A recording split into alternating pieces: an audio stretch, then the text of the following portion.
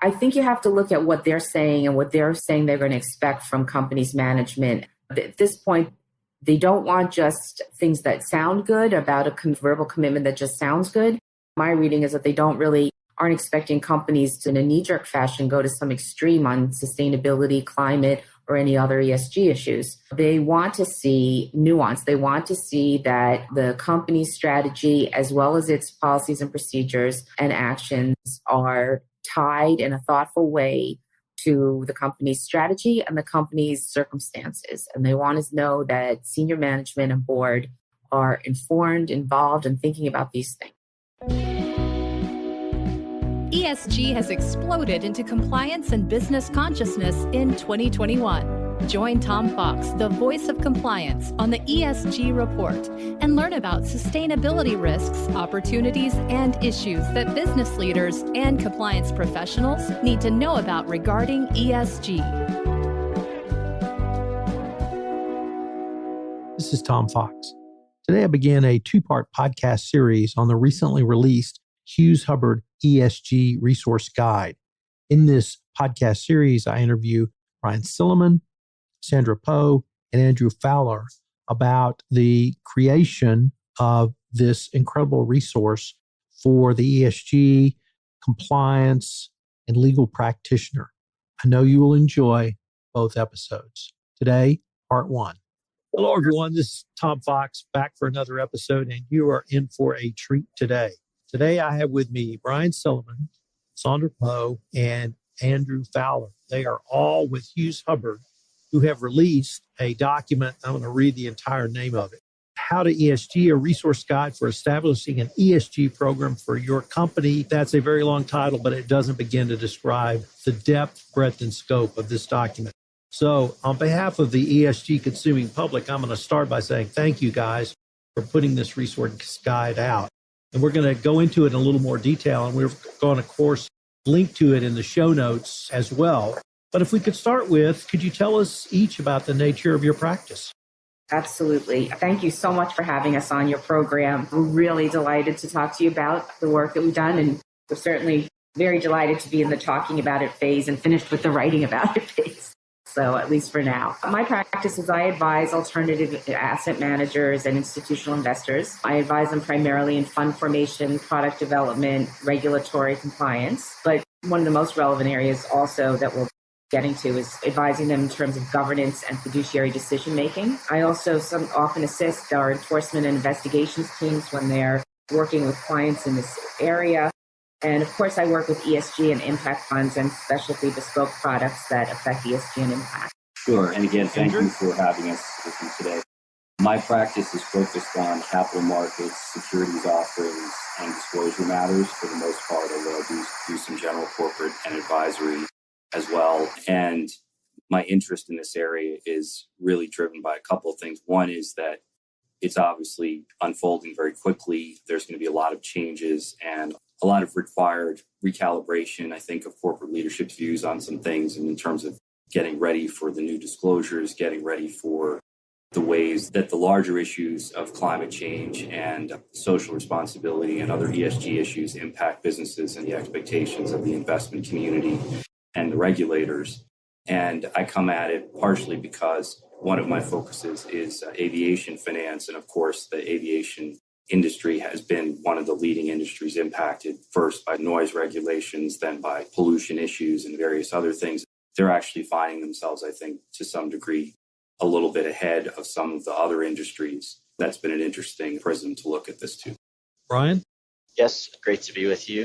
Again, Tom, thank you very much for having us. It's always a pleasure. So my practice is really focused on compliance, part of the anti-corruption internal investigation practice group based out of our Paris office, and companies with really the full spectrum of compliance topics, both within companies, helping them establish programs, doing internal investigations, responding to regulatory requests, dealing with monitorships.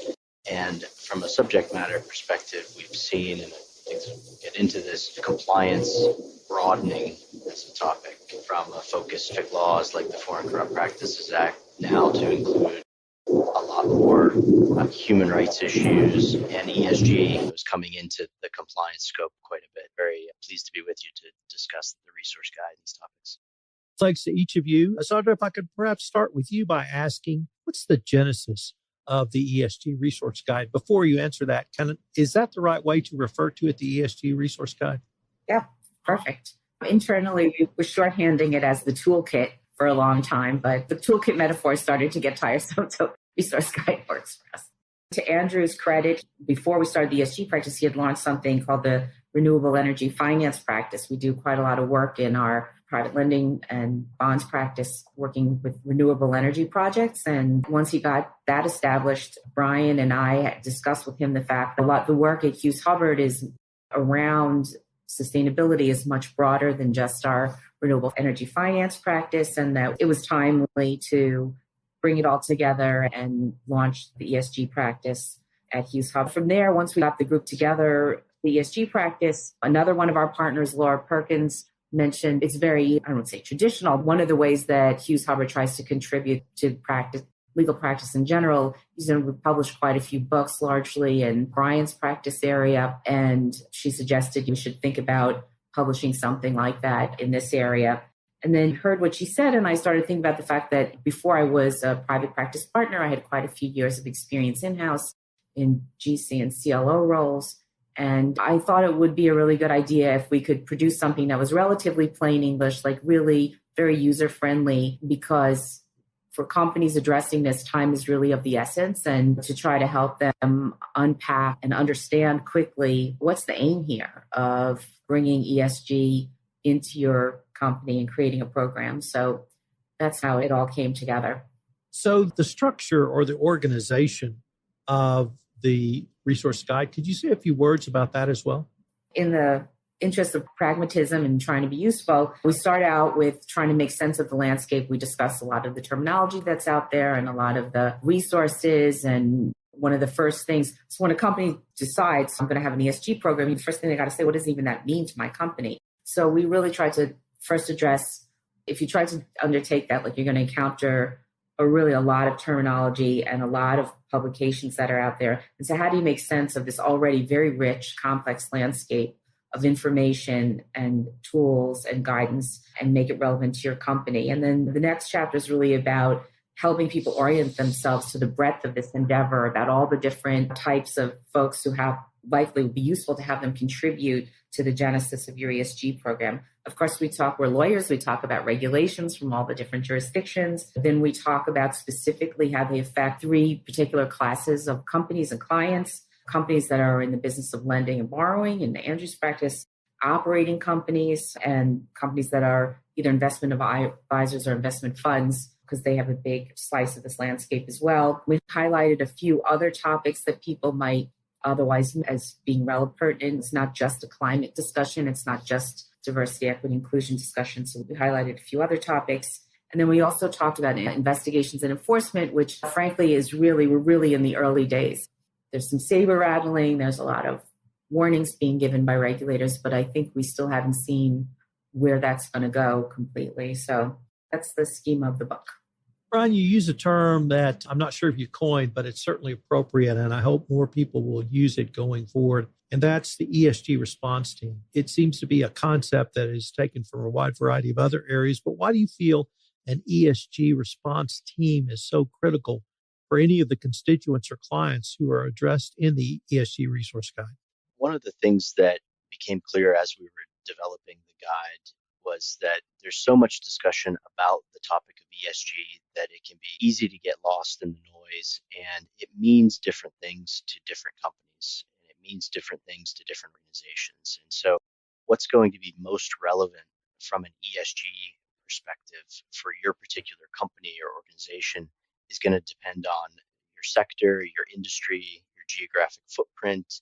And so having that conversation with a variety of stakeholders internally is going to be critical, and taking the viewpoints of different departments, different members of management is going to be really important, because it's going to necessitate data from different departments, data from different parts of the organization, We contrast that to complying with a specific law like the Foreign Corrupt Practices Act. That's going to sit largely with compliance function. But here we're talking about topics that range from diversity, equity, inclusion, workplace safety, which may sit with the HSE. So you have human resources, HSE, legal and compliance, certainly finance is a key part of the discussion, but figuring out who those internal stakeholders are and bringing them to the table to make sure you've got a full view of your activities and you're really focusing on ESG topics that are most relevant to your organization, we felt was critical. And that's why we recommend the formation of this response team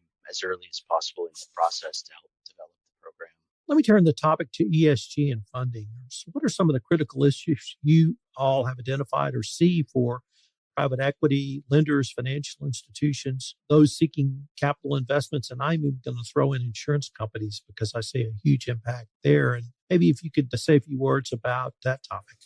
A couple of things that one is that a lot of this is making sure that companies are prepared for the possible expectations of investors. And particularly, I think, to your point, they'll want to make sure that they're not lagging, particularly with respect to their industry peers.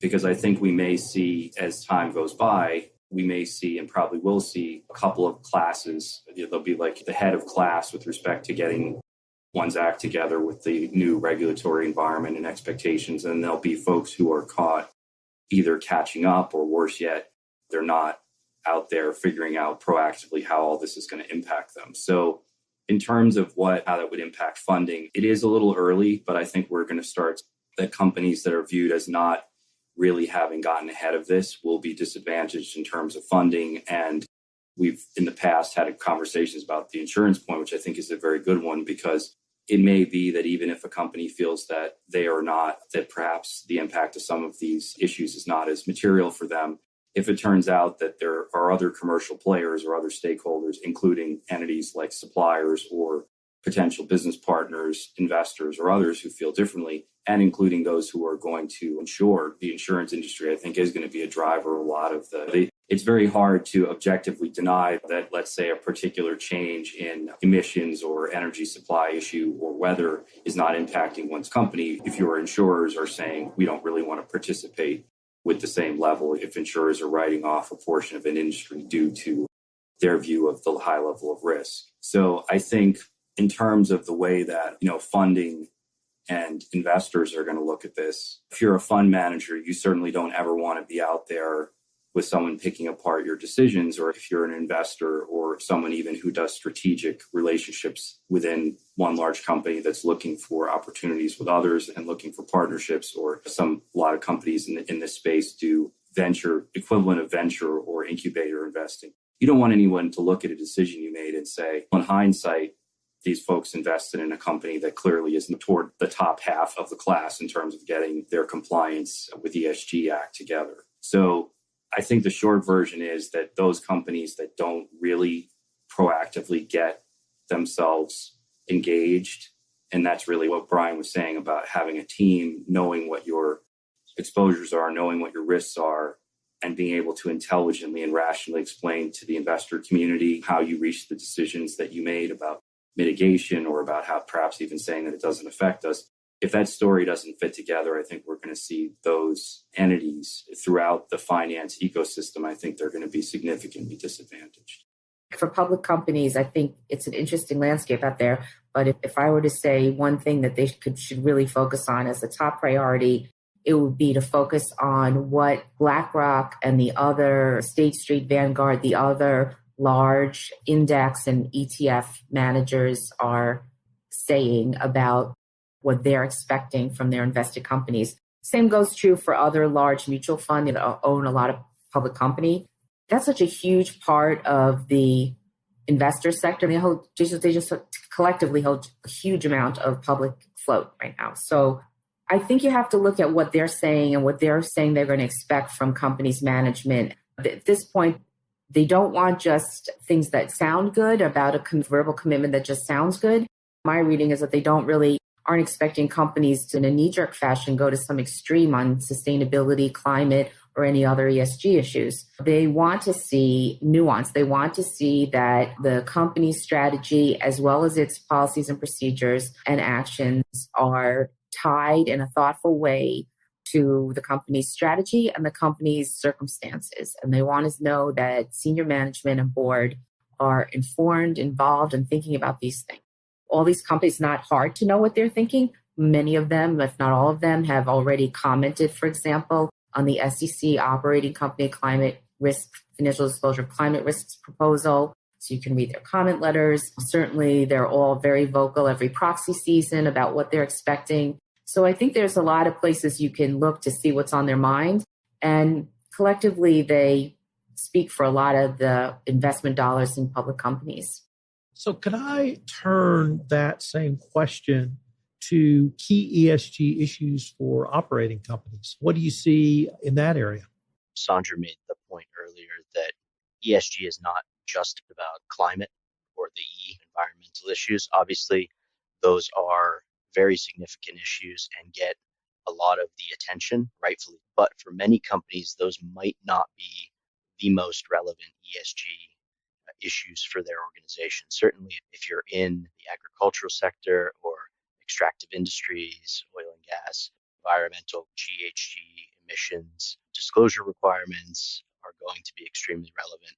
But for other sectors, there may be different ESG issues that are more pertinent. For tech companies, those could be data privacy issues or broader workplace social issues. Here in Europe, there's a lot of focus across sectors on supply chain management, and human rights related issues that can arise out of a company's supply chain. Getting a handle on the full extent of how a product is supplied is going to be a major ESG focus for a lot of different companies, a lot of different sectors. So I think environmental aspects get a lot of the publicity, and again, I think that's warranted, but it does warrant taking a broader view and thinking of some of these other issues that fall within the ESG category.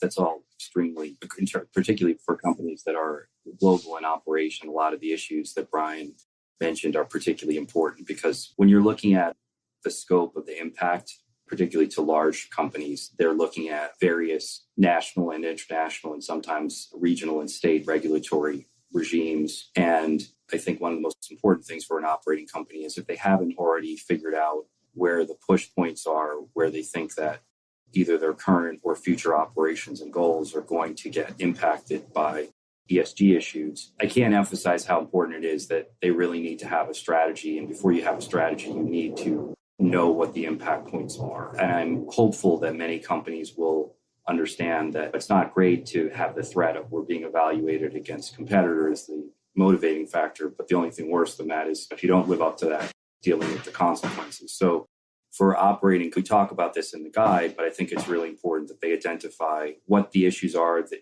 really make sure they were aware of in terms of their industry and their sector and their operations, where are the places where they're going to be touched by ESG issues, really come up with some way of internally who's going to be dealing with this. So putting together the right teams, if they don't already have those people, identifying internal leadership that's going to lead these initiatives, and making sure that they have the right data to respond effectively to the regulatory requirements, the disclosure requirements. And I think that we've been talking about the regulatory and compliance aspect, but there's a piece of this which is equally, if not more important, which is just competitiveness, period. And for a lot of these companies, by definition, we're talking about impacts that are material. So hopefully they are in a position to already see and assess these things. And maybe that hopefully would help many companies just flow from that to addressing the regulatory and compliance and disclosure issues. But I think it's most critical that they identify the issues, identify the folks who are going to deal with them, and have a good strategy that is thought through and defensible if anybody says, how did you guys come up with how you decided to deal with this? So some of it is common sense, but a lot of it is driven by the technical requirements around the particular, in my world, the disclosure points, for example, around suppliers. When that rolls in, is going to be, I think, an interesting thing. So there's a lot of pieces that they're going to have to come to grips with. Gentlemen and lady, unfortunately, we are near the end of our time before this episode. But before we leave, Sandra, I wanted to ask you maybe if you could tell us where listeners might be able to go to find out more information and download a copy of the ESG resource. If folks want to get a copy of the guide, it's available for download on the Hughes Hubbard Reed website, which is hugheshubbard.com. I hope you'll join us again next week for part 2 of this 2-part podcast series on the Hughes Hubbard ESG Resource Guide.